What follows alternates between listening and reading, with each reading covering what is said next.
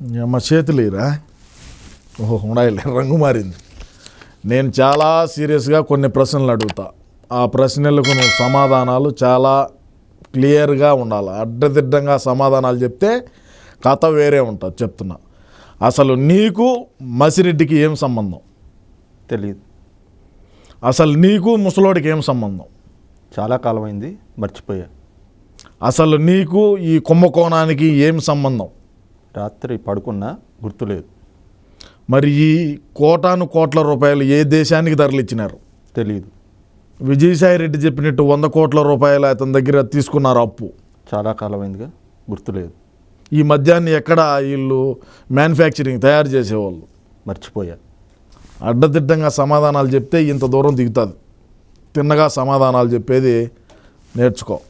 నీ ఇష్ట ప్రకారం ఈడ చెప్తా ఉంటే ఈడ చూస్తా కూర్చుంటారు అనుకుంటున్నావా? రాత్రి ఎన్ని గంటలకు పడుకున్నావు? గుర్తులేదు. అన్న మందులు అవే వాడుతున్నాడా, వేరే ఏమన్నా వాడుతున్నాడా? తెలియదు. లండన్కి వెళ్ళినప్పుడు నువ్వు కూడా అతనితో పాటు వెళ్ళావు కదా? గుర్తులేదు. మరి నువ్వు ఈరోజు దేశాలు దాటేవాడు ఎవడైతే ఉన్నాడో వాడికి నీకు ఉన్న సంబంధం ఏంది? మర్చిపోయా. రాత్రి మీ ఆవిడ ఎక్కడికి వెళ్ళింది? తెలియదు. ఎన్ని గంటలకు వచ్చింది? గుర్తులేదు. నేనేమి నిన్ను ఒక రకంగా అడగలేదురా. సినిమాకి వెళ్ళిందా, గుడికి వెళ్ళిందా, బంధువుల ఇంటికి వెళ్ళిందా అని చెప్పి అడిగా. రాత్రి మందు తాగావా? రాత్రి బాగా నిద్ర పట్టింది.